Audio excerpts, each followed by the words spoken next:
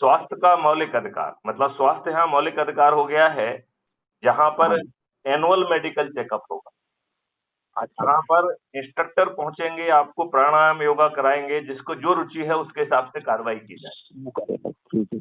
जहाँ पर जो है धार्मिक अनुष्ठान से लेके सब चीजें, जिससे आपकी मानसिक स्वास्थ्य भी इम्प्रूव हो सके, वो भी रहेगा।